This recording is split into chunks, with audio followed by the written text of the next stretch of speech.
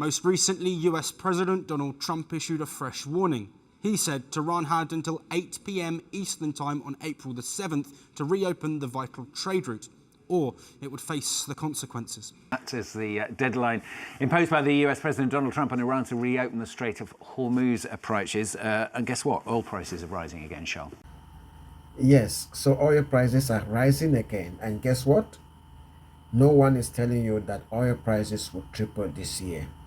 I mean, in the entire year 2026, oil prices will not go down. In the worst case scenario, many countries will be suffering from gas shortages all over the place. But no one is telling you.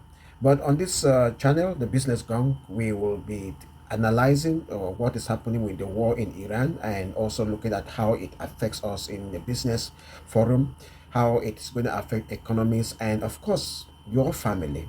So Trump, in a foul language, is threatening Iran, threatening to bomb all power plants in Iran, and of course oil fields and bridges. You know, Iran is one of the top 10 oil producers in the Middle East, and Iran has been consistent and has a huge amount of oil deposit. And of course, we know that Iran is also having a firm grip now on the strategic Strait of Hormuz, where more than 30% of oil that is supplied around the world passes through daily. And therefore, from every indication and how we'll be analyzing here, we see that oil prices are going down nowhere. The entire country could be taken out in one night, and that night might be tomorrow night. Now, we'll see what happens. I can tell you they're negotiating, we think, in good faith. Meanwhile, Iran has issued a strong warning against any attacks on its civilian infrastructures. From the beginning, we had declared that any attack on civilian targets would be met with a multiplied response against the enemy's interests anywhere in the region.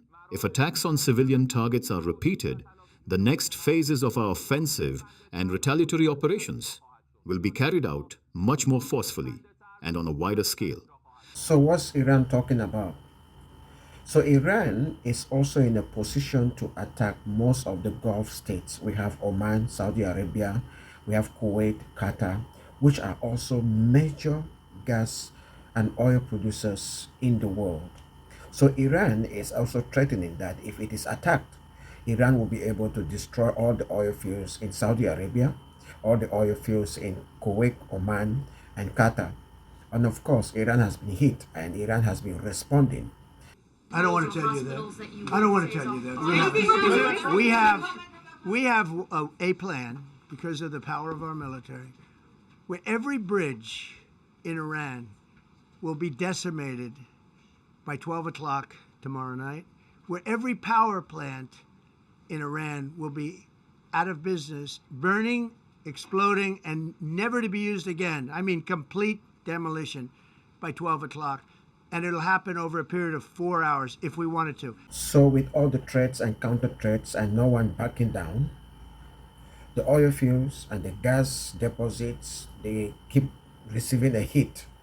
And what happens is that the market is gesturing and the market is nervous. The prices will keep rising. The oil plants and the refineries are being hit all over the world. And of course, that therefore means that even in the aviation industry, planes are soon to be grounded. You would be surprised about this. Some countries will not be able to fly their planes because there will be no aviation fuel. And therefore traveling will be very expensive. Tourism will reduce around the world. Global economies are going to be in a contraction. Probably about 25 to 30% of the world's aviation fuel does originate in the Middle East. So it is a significant impact on the airlines. Prices, yes, are going up, but I think the big tsunami that we're going to hit is going to be supply. We're going to start running out of aviation fuel probably within the next week or so in various parts of the world. And that will be the real kick that passengers and travelers will feel. Running out of fuel. That's correct. Two Qatar liquefied natural gas tankers, the Al Dayan and the Rashida, who were heading towards the Strait of Hormuz, were halted by the IRGC on Monday without explanation and then reversed course, as you can see on these maps provided by marinetraffic.com. Iran had permitted the vessels to transit the strait under an agreement reached with the U.S. last week via Pakistani mediation, according to sources speaking to Reuters. And they were initially bound to Pakistan and China. And had they successfully crossed, well, they would have been the first liquefied natural gas cargoes to make it through the waterway since the start of the war. And this is what's leading some to the conclusion that U.S. threat escalation is really further straining international crude supply. Prices at the pump on the rise. Many families are cutting back on driving to save money. We used to go to the pool on Wednesdays, not anymore. We go out to eat maybe once a month. So what does that mean? We can see that families are beginning to cut down trips for tourism, trips to go out for lunch, trips to go out for leisure. And what does that mean to the economy? That means that consumption starts reducing.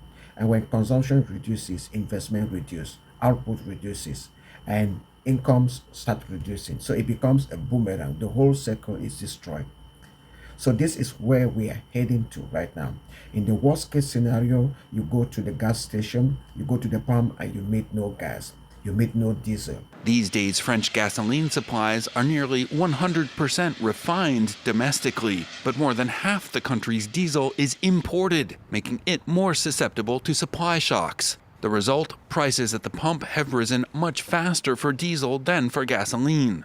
48% of the French public still drive diesel cars, but with the average cost of a litre now above €2.30, many are considering a change. After 20 years on diesel, this family is now shopping for a hybrid. According to reports, overnight attacks on Saudi Arabia have also hit a petrochemical complex in an industrial area in Jubail.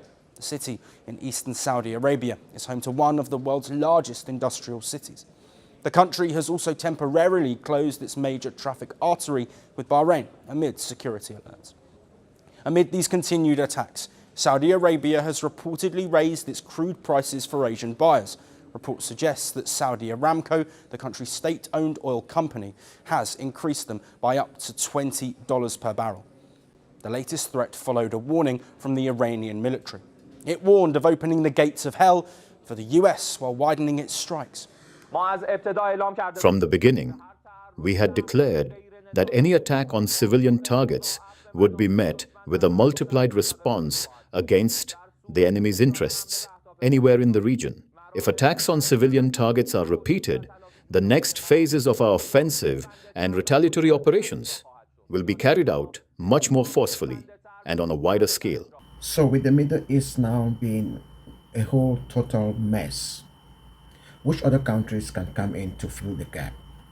We know that the United States is one of the world's largest oil producer, and it is also one of the world's largest oil consumer. It is a net exporter, but the amount of oil taken out of the Middle East cannot be replaced by the United States alone. So Russia is a major oil exporter, but Russia is also within a very hot war, and Ukraine keeps targeting Russian oil refineries, Russian gas pipeline. Russian authorities report that a massive fire at the port of Novorossiysk on the Black Sea was caused by Ukrainian drone strikes. According to Moscow, the attack damaged oil storage tanks and a key pipeline, the Caspian Pipeline Consortium. Russia's Ministry of Defense accuses Kiev of seeking to disrupt the energy market.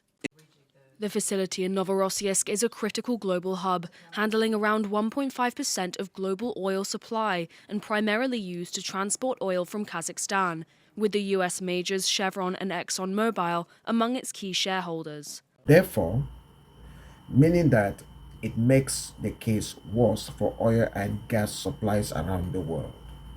That is why I conclude that oil prices for this year will be going above 150 per barrel and will be heading towards 200. And there is, in the short while, there is no repair.